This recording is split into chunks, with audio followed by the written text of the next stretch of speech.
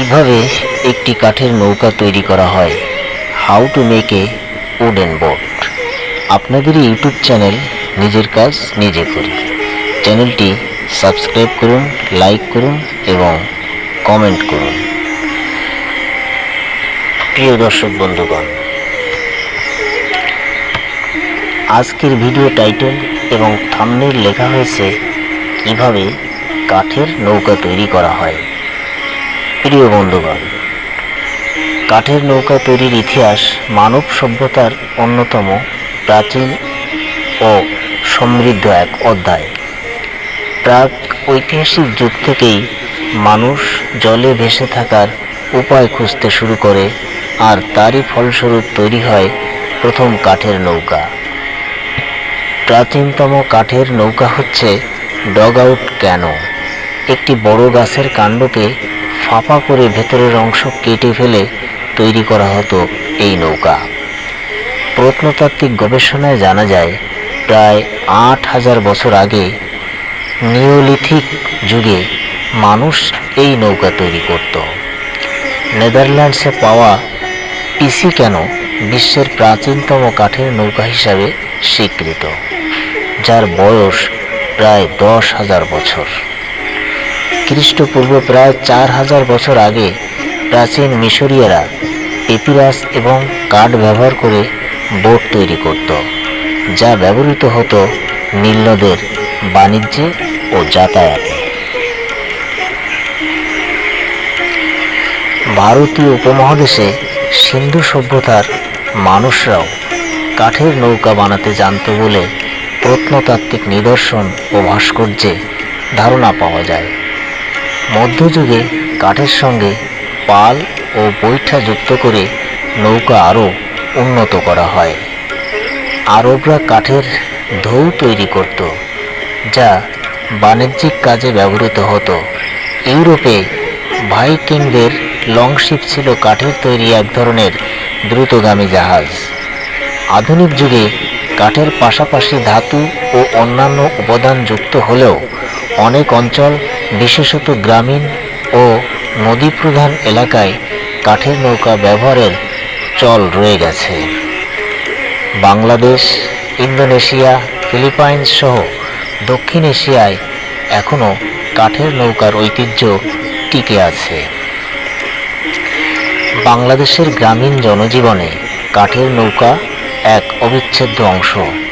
বিভিন্ন নদী ও খালের জন্য অঞ্চলভিত্তিক আলাদা আলাদা ধরনের নৌকা দেখা যায়। পাড়ুয়া, পালতোলা নৌকা, মাছ ধরার ডিঙি, বোয়ালিয়া নৌকা ইত্যাদি। কাঠের নৌকা শুধুমাত্র এক প্রকার যানবাহন নয়, এটি একটি সংস্কৃতি ও ঐতিহ্যের বাহক। আধুনিক প্রযুক্তির যুগেও কাঠের নৌকা গ্রামীণ জীবন সংস্কৃতির প্রতীক হয়ে আজও বেঁচে আছে। প্রিয় বন্ধুগণ, কাঠের নৌকা বানানোর পদ্ধতি একটি দক্ষ ও ধৈর্যপূর্ণ কাজ, যা দীর্ঘদিনের অভিজ্ঞতার মাধ্যমে আয়ত্ত করতে হয়।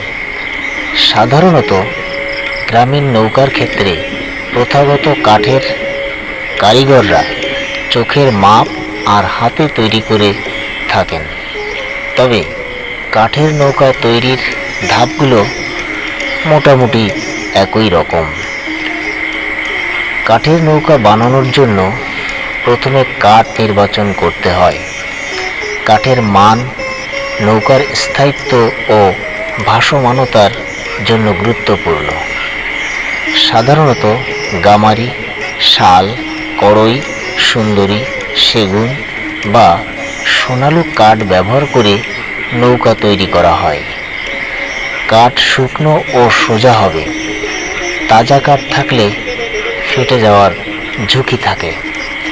নৌকার আকার অনুযায়ী কাঠের গুঁড়ি কেটে নেওয়া হয়। মূল কাঠের টুকরো দিয়ে নৌকার পাটাতন বা ভিত্তি তৈরি করা হয়। নৌকার মাঝখানের কাঠকে হালকা বাঁকানো বা ফাঁপা করা হয়, যা পানি সরে যেতে সাহায্য করে। পাটাতনের দুই পাশে বোর্ডের মতো কাঠ লাগানো হয়, যা নৌকার পাশে উঁচু দেয়াল তৈরি করে। এগুলো প্রয়োজন অনুযায়ী গরম করে বা পানিতে ভিজিয়ে হালকা বাঁকিয়ে লাগানো হয়। কাঠের অংশগুলোর সংযোগ স্থলে লোহার পেরেক, বোল্ট নাট, কাঠের পিন বা নাড়া ব্যবহার করা হয়। নৌকাকে জলরোধী করার জন্য সংযোগ স্থানে আলকাতরা, রেজিন, মাছের তেল বা দুধের আঠা ব্যবহার করা হয়। সবশেষে নৌকাকে কয়েকদিন রোদে শুকাতে দেওয়া হয়। একসময় কাঠের নৌকায় পাল সংযোজন করা হতো।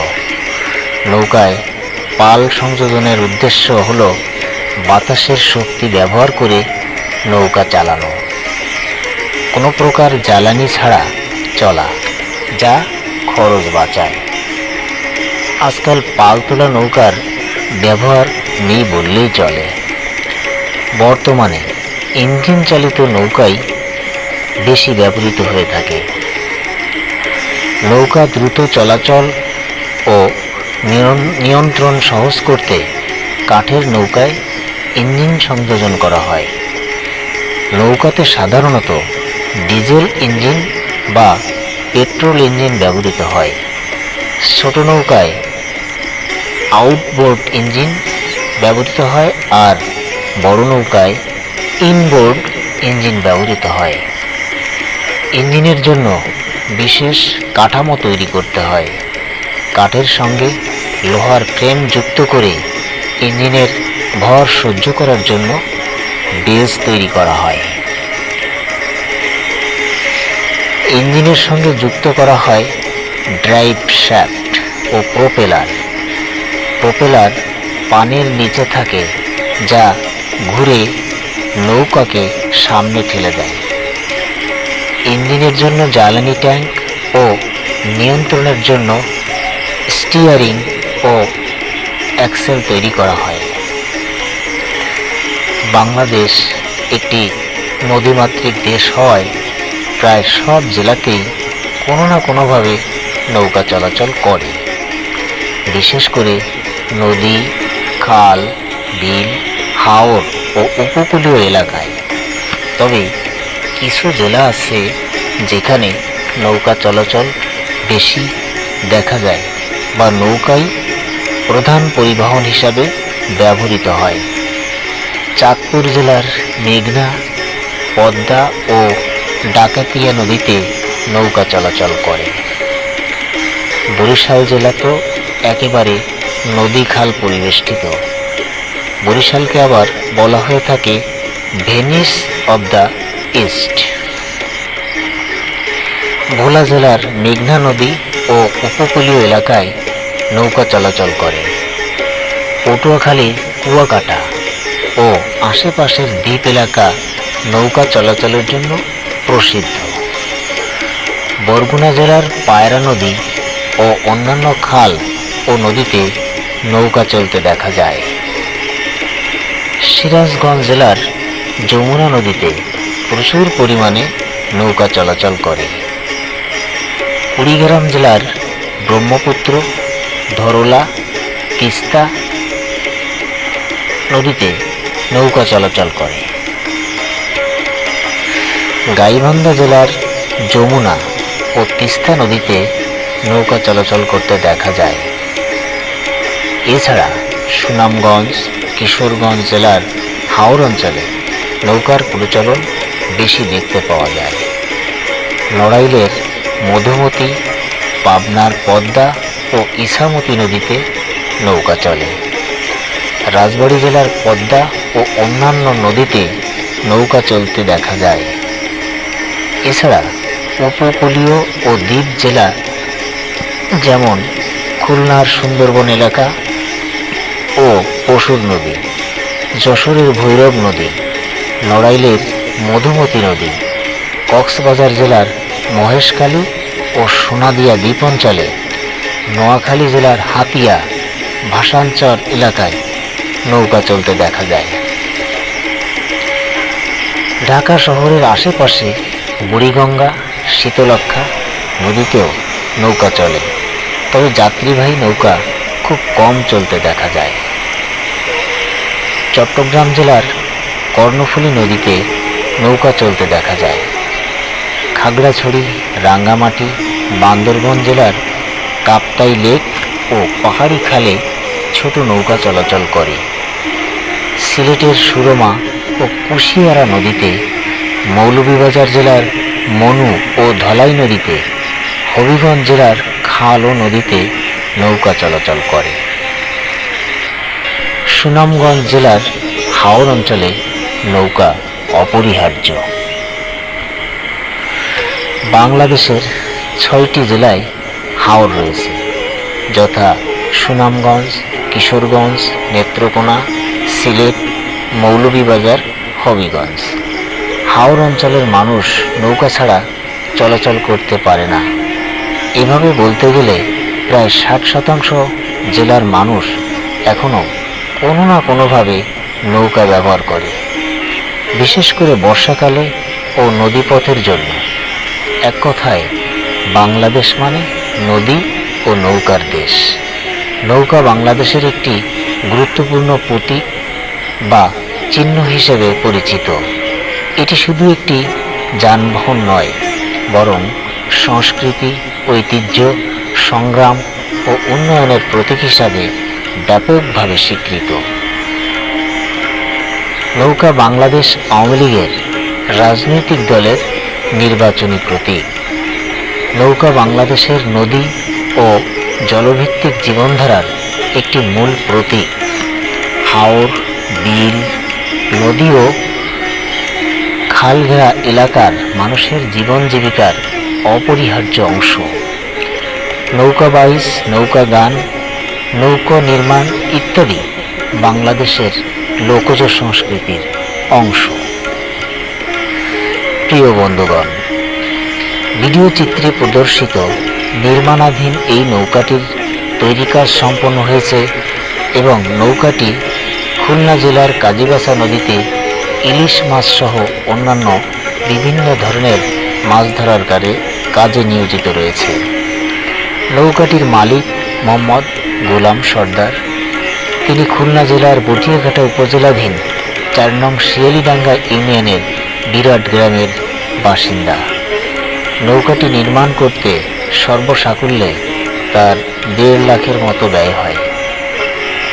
নৌকাটি নির্মাণ করা হয় খুলনা জেলাধীন বটিয়াঘাটা উপজেলার খুড়িয়া গেট নামক স্থানে। নৌকাটি যে মিস্ত্রি নির্মাণ করেছেন তার নাম মোহাম্মদ রফিকুল ইসলাম ও আরেক সহ শিশু মিস্ত্রি মোহাম্মদ সুজন হোসেন। উভয়ই সাতক্ষীরা জেলার আশাশুনি উপজেলার প্রতাপনগর গ্রামের বাসিন্দা। মিস্ত্রি ভাইয়ের ব্যক্তিগত মোবাইল নম্বরটি হল 0195757। যদি আপনারও একটি নৌকা তৈরির স্বপ্ন থাকে, তবে আপনিও উক্ত মিস্ত্রিকে দিয়ে কাজ করিয়ে নিতে পারেন। এই নৌকাটির তৈরি কাজ শেষ করে মিস্ত্রি ভাই 21,000 টাকা উপার্জন করেছেন। নৌকাটি 21 হাত লম্বা এবং 5 হাত খোল, প্রতি হাত 1,000 টাকা করে তিনি পেয়ে থাকেন। 1971 সালের আগ পর্যন্ত খুলনা জেলার দক্ষিণাঞ্চল ছিল একেবারে অনুন্নত। কাঁচা রাস্তা তো ছিলই না, আর পাকা রাস্তার কথা তো স্বপ্নেও কেউ ভাবতে পারত না। বর্ষাকালে রাস্তাঘাট কর্দমুক্ত হয়ে পড়ত, কোথাও কোথাও কাঁচা রাস্তাও নষ্ট হয়ে যেত। খাল বিল জলে ডুবে থাকত। স্কুল, কলেজ, হাটবাজারে যাওয়ার জন্য মানুষ তখন নৌকা ব্যবহার করত। তখন প্রায় প্রতিটি পরিবারে একটি অথবা 2টি করে নৌকা থাকত। প্রতি বছর কাউকে না কাউকে দেখা যেত নতুন নৌকা তৈরি করতে অথবা পুরাতন নৌকা মেরামতের কাজ করতে।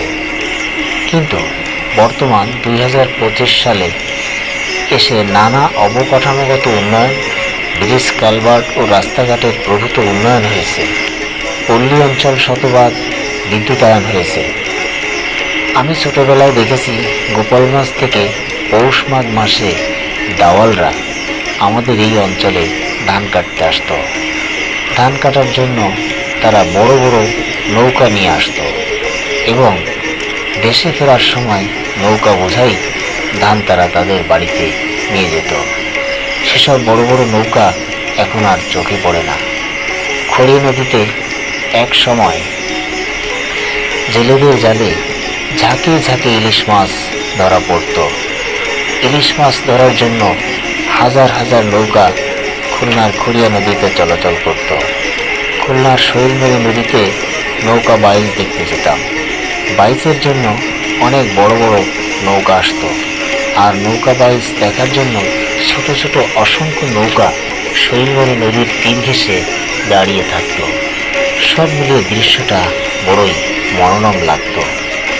আজ সব কিছুই যেন ইতিহাস হয়ে গেছে। শৈলমারী নদী ও খড়িয়া নদী মৃত প্রায়। নদীর খেয়া নৌকাগুলি সবই বন্ধ হয়ে গেছে। খড়িয়া নদীতে বাঁধ হয়, মূল কাজীবাছা নদীর সাথে সংযোগ বিচ্ছিন্ন হয়ে যায়।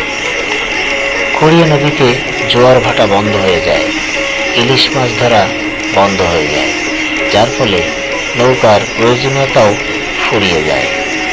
এরপর যা দু একটা দেখা যেত, যোগাযোগ ব্যবস্থার উন্নয়নের ফলে খুলনার দক্ষিণে কোনো নৌকাই আর চোখে পড়ে না।